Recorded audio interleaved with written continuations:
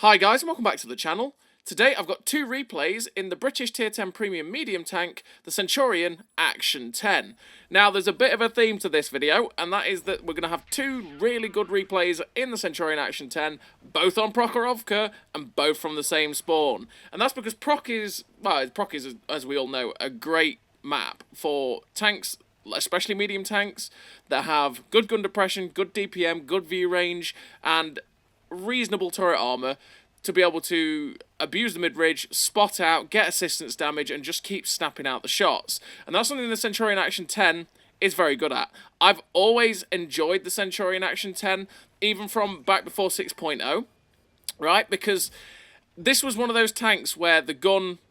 It was one of the first ones where I got where the gun felt like, oh boy, this tank hits the shots I fire, right? And you might be going, well, yeah, but that's quite a lot of tanks, right? Well, yeah, but for me, I played the Centurion 7.1, obviously quite a lot, to grind out the Centurion Action 10. And the Centurion 7.1, for saying it has a gun that was really filthily accurate on statistical paper, it missed a lot. It loved the floor. Before 6.0, it was one of those frustrating ones that had a really accurate gun on paper, but never felt like it because it just loved to hit the dirt, and it was so frustrating. Then I moved up to the Centurion Action 10, and this gun was like, oh boy, oh my lord, it hit the shots, it hit them. I was like, yes, I love this, and I really enjoyed playing my Centurion Action 10. Now obviously I got the Centurion Action 10 after they...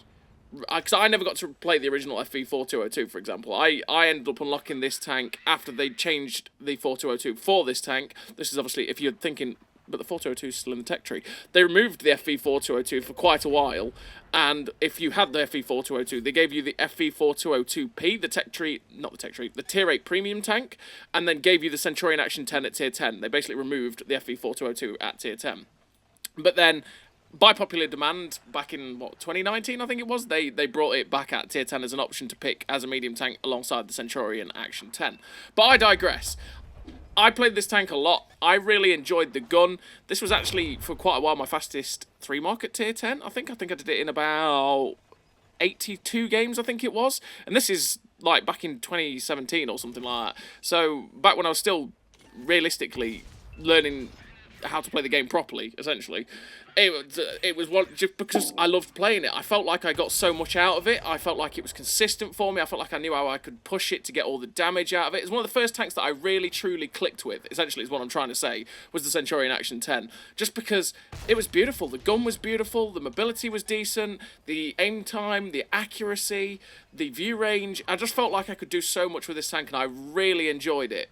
Now, obviously, these days, it's definitely aged quite a bit, and it's definitely nowhere near as good as it used to be when it first came out, but you can still have some pretty damn good games with it. You can get good spotting games, you can put out good damage, because this gun is still filthily brilliant, and yeah, you can have a good time. And even in the 6.0 world, the gun is even more filthily accurate as well. And it's a tank that I do very much enjoy, and if you get on Prok, by the way, blind fires, we love it, we love to see it. We saw basically what we did there is we saw where one of the artillery shell tracers came from, and I was like, is he behind that bush? And we blind fired it, because lol. Yep, it's one thing that I always love doing in Prok. It's why the outro is the way it is that I saw I love seeing if they're on that back line. I love watching for where the artillery shell tracers are coming from, and if they're anywhere between A3, 4, 5, and 6, and it's the same for K3, you know, like where our artillery is spotted currently at K4. Basically, if I see those shell tracers, I'm going to try and blind fire where I think they are, because it's funny when you hit the arty blind, because they must be going, what? How? What? And you know, it's a great time. But yeah, the Centurion Action 10 is perfect for Prokhorovka, because you've got that lovely 10 degrees gun depression, you've got the lovely snappy gun, you've got the good DPM, you've got the reasonable camo. You've not really got that good a camo for, you know, a medium tank, but you've got the great view range and the pretty decent mobility too, and the ability to just snap those shots in. It's really, really nice tank. So what do I run in terms of a crew on the Centurion Action 10? Well, I run Bone Leader, Rapid Reload, Sixth Sense, Trap Mechanics, Situational Awareness, Steady Aim, Snapshot, Run and Gun, and Camouflage expertise. Camo expertise, because I want to make the camo a little bit better. The camo genuinely is not that good on the Centurion Action 10, but I do try and help it out if I humanly can do, because there'll be a fair few situations where, you know, the extra 10 to 20 metres of steel concealment will help me stay undetected, and that helps me, you know, obviously get a free shot off every now and then too. And then all 3 gun perks, because I do want to help the gun out as much as possible. I want to make this gun sing. And if I can do that by having all the gun perks, I'm going to do it. Track mechanic, because it is a big tank. If it gets hit in the side, it tends to get its tracks blown off. So you want to be able to get the tracks back on as quickly as possible. And it's one of those things at tier 10 where there's a fair amount of times where a lot of tanks will have the DPM to perma-track you, and you do not want that, because that means if you make one mistake on a ridgeline, you're doomed. And trust me, it's easy to make those mistakes. Everyone will make those mistakes, so you want to be able to try and keep the tracks back on. And in terms of equipment, I run the advanced loader, the gun stabilizer, and optics. Optics to be able to spot for myself, the gun stabilizer to make the gun as good as possible and make it as snappy on the move as it can be, and the loader to make my DPM 10% better. Oh boy, that's a scary moment, but thankfully he gets wrecked, the AVRE. I was like, oh no, I'm dead, oh no. And he got wrecked, which is a good time, it's a good time. But yeah, I mean, you could drop out this, if you are happy with this gun, by the way, you could drop out the stabilizer quite easily and run vents to get everything better, or run the camo net again to make the camo even better. There's multiple different ways you can set up a tank to play it, it's down to you. So what was I saying about the gun being good? Well, yeah, okay, that first shot hits the dirt, and oh my lord, the second shell hits the tank just as it blows up, so we don't get the kill on the RT. But we finished the game with the victory. 2 kills, 4.5k damage, 5.5k assistance, because we played that spot on the mid-ridge. The ace tanker, 1608 base experience. Pretty decent game there for the Centurion Action 10. I mean, what's that? That's 10k combined? 10k combined. Really good game there for the Centurion Action 10 on proc.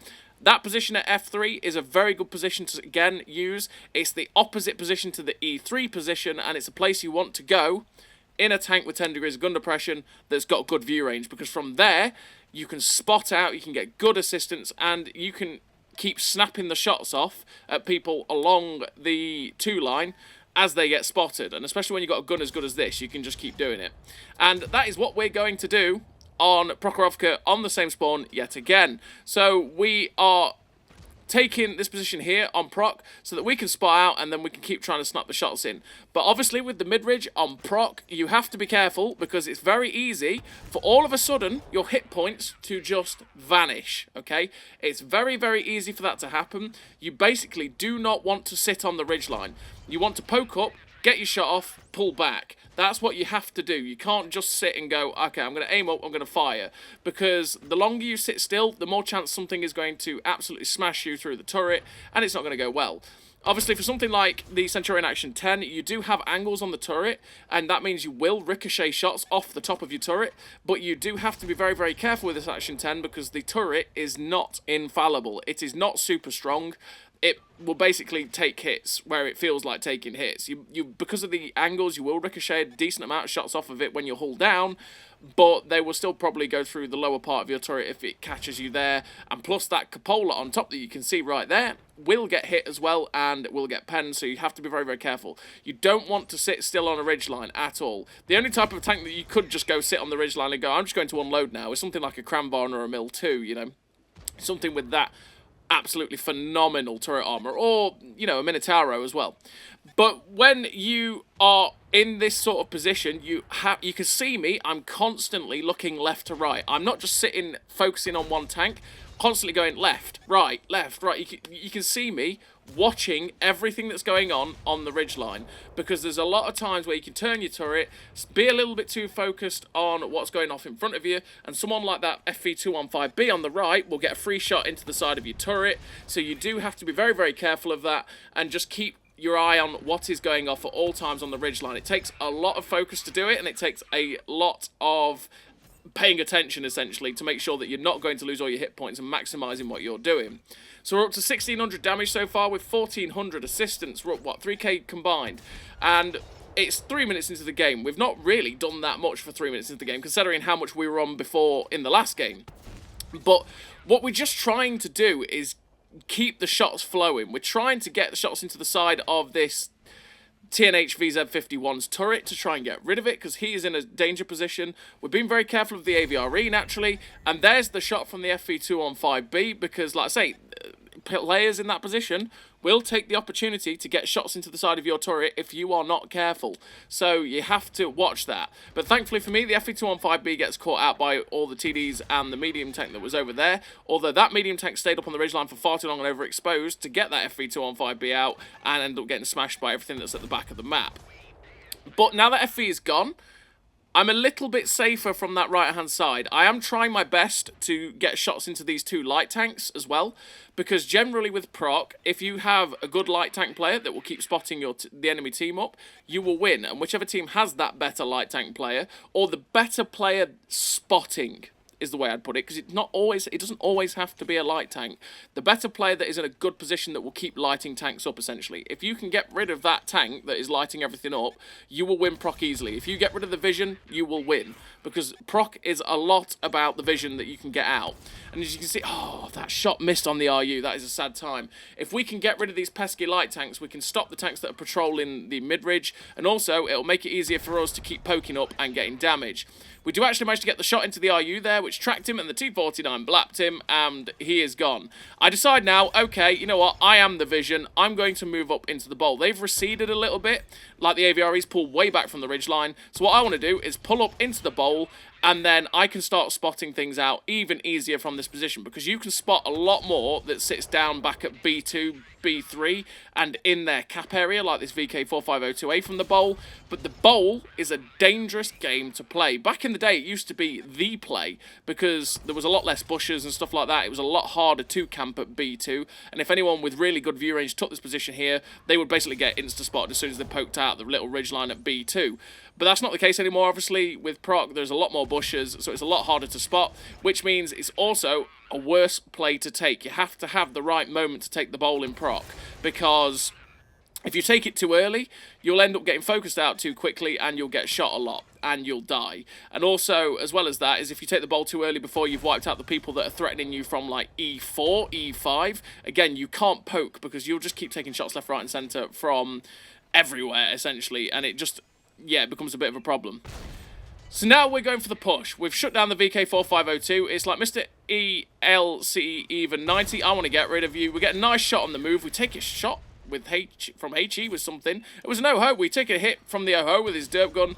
We go for the shot with APCR into the OHO, but unfortunately we bounce. We load heat, because heat is just going to go straight through this guy.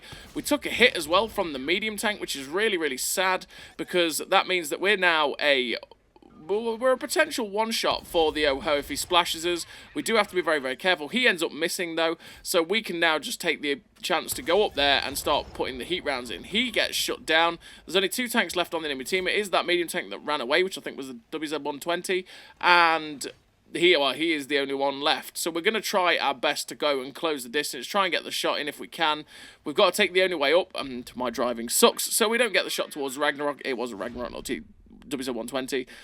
And we finished the game with a really good total there for the Centurion Action 10. We finished the game with 2 kills, 6.9k damage, 3.1k assistance, the Ace Tanker, the High Caliber, the Confederate, 1819 base XP. A really great game there for the Centurion Action 10. Again, 10k combined. Really nice game, just showing it's basically showing how to play Proc from that spawn with a tank that's got good gun depression. And when I see Proc and I'm in this medium tank like that, it's always a bit like, yes, thank you. And I do love Prokhorovka. So as always, everybody, thank you very much for watching. I'll see you next time.